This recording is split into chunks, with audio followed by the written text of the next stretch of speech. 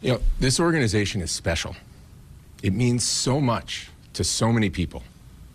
It's a special place to work, too. Our staff... Christmas may be over for most of America, but for St. Louis Cardinals fans, the gift-giving season is just beginning. And according to multiple league insiders, internal conversations, and subtle signals coming out of the Cardinals front office, what President of Baseball Operations Chaim Bloom is quietly assembling may end up being the most consequential off-season pivot this organization has made in years. Because beneath the surface of what looks like a modest reset, a deeper strategy is forming, one that could fundamentally reshape the Cardinals' identity by the time the 2026 season arrives. This is not about one signing. This is not about one trade.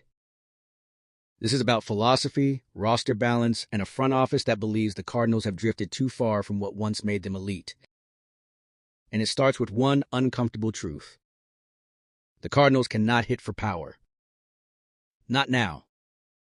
Not recently. And not in a way that modern baseball demands. According to internal metrics reviewed by league observers, the Cardinals' offensive profile has become dangerously one-dimensional. Last season, St. Louis's team home run leader finished with just 20 home runs. That number alone would be alarming. But what made it worse was the reality that the player who led the team in home runs is no longer even on the roster. Wilson Contreras, the club's most consistent power threat, is gone.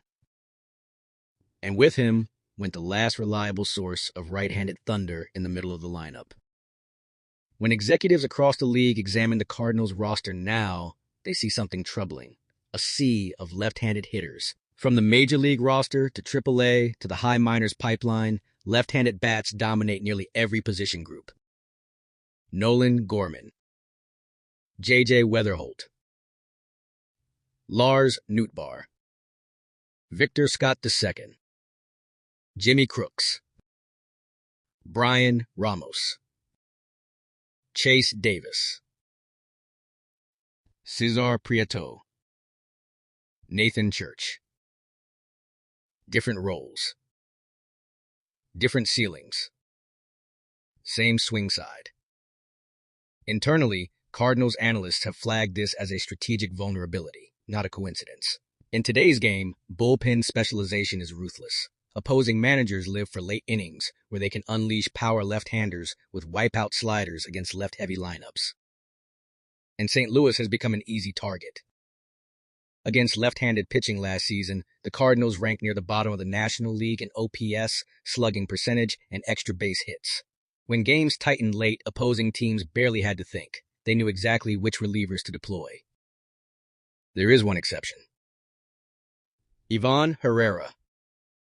Quietly, almost absurdly, Herrera posted an APS north of .660 against left-handed pitching, far and away the best mark on the roster. Internally, Cardinals analysts view Herrera not just as a catcher, but as a matchup weapon.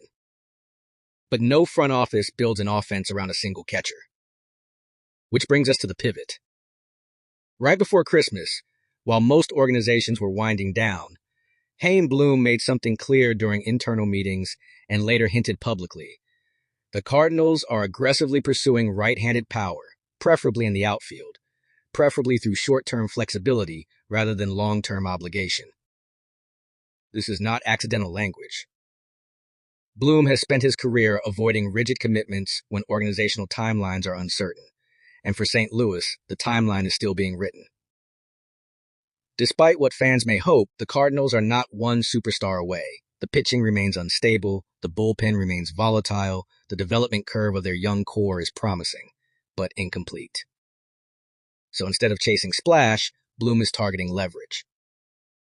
League sources point to two names that fit the Cardinals' internal model almost perfectly, Austin Hayes and Miguel Andujar. Austin Hayes, who tormented National League Central pitching last season, quietly remains one of the most effective right-handed platoon bats in the league. Against left-handed pitching, Hayes posted a slugging percentage north of .540 and an ops approaching .950. That is elite production. At age 30, Hayes is no longer projected as a long-term cornerstone, but that's precisely the appeal. He is expected to command a one-year deal in the $7 million range, a contract that carries no long-term risk, no payroll gridlock, and no developmental blockage. Internally, Hayes is viewed as a pressure release valve, a bat that forces opposing managers to think twice late in games. Miguel Andujar may be even more intriguing. Once a breakout star with the Yankees, injuries derailed his trajectory, but the underlying skill set never vanished. Last season, Andujar posted a .389 average against left-handed pitching with a slugging percentage near .580. Those numbers are not flukes. They are indicators of a hitter who still sees the ball exceptionally well under specific conditions. At an expected one-year price near $5 million, Andujar represents the type of asymmetric upside Bloom covets. Neither player blocks prospects. Neither compromises payroll. Both immediately fix a structural weakness. And crucially, both create a baseline of competence. Because rebuilding, even when the word is avoided, cannot happen in a vacuum. The Cardinals need real major leaguers around J.J. Weatherholt. They need lineup protection to evaluate Mason Wynn properly. They need to know whether young arms are failing because they're not ready or because they're pitching behind lifeless offenses. This is the part fans often overlook. You cannot evaluate youth in chaos. Which is why Bloom's strategy is not contradiction.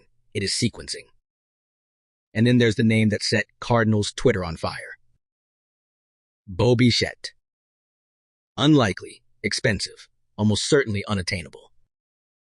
But not illogical. Internally, the Cardinals did explore the idea, not as a commitment, but as an exercise. Bichette's openness to moving to second base makes the fit theoretically clean. Mason Wynn remains the shortstop of the future. Weatherholt projects to third. Brendan Donovan's future remains fluid. On paper, the infield alignment is tantalizing. But the risk is overwhelming. 5 years. $150 million.